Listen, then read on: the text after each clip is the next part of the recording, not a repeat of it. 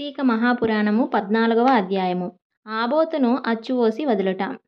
మరలా వశిష్ఠుల వారు జనకుని దగ్గరగా కూర్చుండబెట్టుకుని కార్తీక మాస మహత్యమును గురించి తనకు తెలిసిన సర్వ విషయములు చెప్పవలెనను కుతూహలంతో ఇట్లు చెప్పదొడంగిరి. ఓ రాజా, కార్తీక పౌర్ణమి రోజున పితృప్రీతిగా పురుషోత్సర్జనము చేయుట, శివలింగ సాలగ్రామములను దానము చేయుట, ఉసిరికాయలు దక్షిణతో దానము చేయుట మొదలగు పుణ్యకార్యముల వలన వెనుకటి జన్మమందు చేసిన సమస్త పాపములను నశింపచేసుకొందురు. వారికి 1,000,000 యాగములు చేసిన ఫలము ద్రక్కును. ప్రతి మనుజుని పితృదేవతలను తమ వంశమందు ఎవ్వరు ఆబోతునకు అచ్చు వేసి వదులుదురో అని ఎదురు చూచుచూ ఉందురు. ఎవడు ధనవంతుడై ఉండి పుణ్యకార్యములు చేయక దానం ధర్మములు చేయక కడకు ఆబోధనకు అచ్చు వేసి పెండ్లి అయినను చేయడో అట్టివాడు రౌరవాది నరకములు అనుభవించుటయే కాక వాని బంధువులను కూడా నరకమునకు గురి చేయును. కాన ప్రతి సంవత్సరం కార్తీక మాసమున తన శక్తి కొలది దానము చేసి నిష్ఠతో వ్రతం ఆచరించి సాయం సమయమున శివకేశవులకు ఆలయమునందు దీపారాధన చేసి ఆ రాత్రి అంతయు జాగారం ఉండి మరునాడు తమ శక్తి కొలది బ్రాహ్మణులకు సన్యాసులకు భోజనమిడిన వారు ఇహపరములందు సర్వసుఖములను అనుభవింతురు. కార్తీక మాసములో విసర్జింపవలసినవి. ఈ మాసమందు పరాణభక్షణ చేయరాదు, ఇతరుల ఎంగిలి ముట్టకూడదు, తినకూడదు, శ్రాద్ధ భోజనం చేయకూడదు, నీరుళ్ళపాయ తినరాదు, తిలారాధనం పట్టరాదు, శివార్చన సంధ్యావందనం చేయని వారు వండిన వంటలు తినరాదు, పౌర్ణమి అమావాస్య సోమవారముల నాడు సూర్యచంద్ర గ్రహణంపు రోజుల యందును భోజనం చేయరాదు. కార్తీక మాసమున 9 రోజులు కూడా రాత్రులు భుజింపరాదు, విధవ వండినది తినరాదు. ఏకాదశి ద్వాదశి వ్రతములు చేయవారలు ఆ 2 రాత్రులు తప్పనిసరిగా జాగారం ఉండవలెను. 1 పూట మాత్రమే భోజనం చేయవలెను. కార్తీక మాసంలో తైలము రాసుకొని స్నానం చేయకూడదు.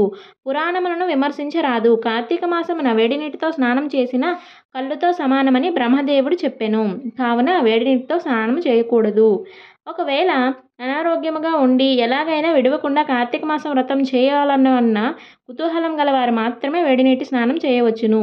అటులు చేయవారులు గంగా, గోదావరి, సరస్వతి, యమున నదుల పేర్లను మనసులో స్మరించి స్నానం చేయవలెను. ఏ నది తనకు దగ్గరలో ఉంటే ఆ నదిలో ప్రాతకాలంలో స్నానం చేయవలెను. అట్లా చేయని ఎడల మహాపాపియే జన్మ జన్మంలో నరక కూపమున పడి కృషింతురు. ఒకవేళ నదులు అందుబాటులో లేనప్పుడు నూతి దగ్గర కానీ చెరువునందు కానీ స్నానం చేయవచ్చును. అప్పుడు ఈ క్రింది శ్లోకమును చదివి మరీ స్నానం ఆచరించవలెను. గంగే చ యమునే చైవ గోదావరి సరస్వతి నర్మదే సింధు కావేరి జలేష్మిన్ సన్నిధింకురు అని పఠించుచూ స్నానం చేయవలెను. కార్తీక మాసం వ్రతం చేయవారు పగలు పురాణ పఠన శ్రవణము హరికథా కాలక్షేపములతో కాలము గడపవలెను. సాయంకాలంన సంధ్యాది వందనాది కృత్యములు ముగించి పూజా మందిరమున ఉన్న శివుని కల్పోక్తముగా ఈ క్రింది విధముగా పూజించవలెను. కార్తీక మాస శివ పూజ కల్పము. ఓం నమః శివాయ. ఓం శివాయ నమః ధ్యానం సమర్పయామి. ఓం పరమేశ్వరాయ నమః ఆవాహనం సమర్పయామి. ఓం కైలాసవాసాయ నమః నవరత్న సింహాసనం సమర్పయామి. ఓం గౌరీనాథాయ నమః పాద్యం సమర్పయామి.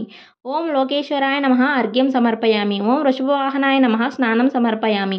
ఓం దిగంబరాయ నమః వస్త్రం సమర్పయామి. ఓం జగన్నాథాయ నమః యజ్ఞోపవీతం సమర్పయామి. ఓం కపాలధారిణే నమః గంధం సమర్పయామి. ఓం సంపూర్ణ గుణాయ నమః పుష్పం సమర్పయామి. ఓం మహేశ్వరాయ నమః అక్షతాం సమర్పయామి. ఓం పార్వతీనాథాయ నమః ధూపం సమర్పయామి. ఓం తేజోరూపాయ నమః దీపం సమర్పయామి. ఓం లోకరక్షాయ నమః నైవేద్యం సమర్పయామి. ఓం త్రిలోచనాయ నమః కర్పూర నీరాజనం సమర్పయామి. ఓం శంకరాయ నమః సువర్ణ మంత్రపుష్పం సమర్పయామి. ఓం భవాయ నమః ప్రదక్షిణ నమస్కారాన్ని సమర్పయామి. ఈ ప్రకారముగా కార్తీక మాసంతయు పూజించవలను. శివ సన్నిధిని దీపారాధన చేయవలను. ఈ విధముగా శివపూజ చేసిన ఎడల ధన్యుడగును. పూజానంతరము తన శక్తిని బట్టి బ్రాహ్మణులకు సమారాధన చేసి దక్షిణాది తాంబూలాది సత్కారములతో సంతృప్తి పరచవలను. ఇట్లా చేసిన 100 అశ్వమేధ యాగములు చేసిన ఫలము 1000 వాజపేయి యాగులు చేసిన ఫలము కలుగును. ఈ కార్తీక మాసం 9 రోజులు బ్రాహ్మణ సమారాధన, శివకేశవుల సన్నిధిని నిత్య దీపారాధన, తులసికోట వద్ద కర్పూర హారతులతో దీపారాధన చేసిన ఎడల వారికి వారి వంశీయులకు పితృదేవతలకు మోక్షం కలుగును. శక్తి కలిగి ఉండి కూడా ఈ వ్రతం ఆచరించిన వారు 100 జన్మలు నానా యోనులందు జన్మించిన తరువాత నక్క, కుక్క, పంది, పిల్లి, ఎలుక మొదలగు జన్మలు ఎత్తుదురు. ఈ వ్రతము శాస్త్రోక్తముగా ఆచరించిన ఎడల 15 జన్మల యొక్క పూర్వజ్ఞానము కలుగును. వ్రతము చేసినను పురాణము చదివినను విన్నను అట్ల వారులకు సకల ఐశ్వర్యంలో కలిగి మోక్షప్రాప్తి కలుగును. చతుర్దశాధ్యాయము 14వ రోజు పారాయణము సమాప్తము. ఇప్పటి వరకు మన ఛానల్ని ఎవరైనా సబ్స్క్రైబ్ చేసుకున్నట్లయితే ఇప్పుడే సబ్స్క్రైబ్ చేసుకోండి. తద్వారా ప్రతిరోజు మన ఛానల్లో ప్రసారమయ్యే కార్తీక మహాపురాణం నెల రోజులు అధ్యాయాలు కూడా వినడానికి సౌకర్యంగా ఉంటుంది.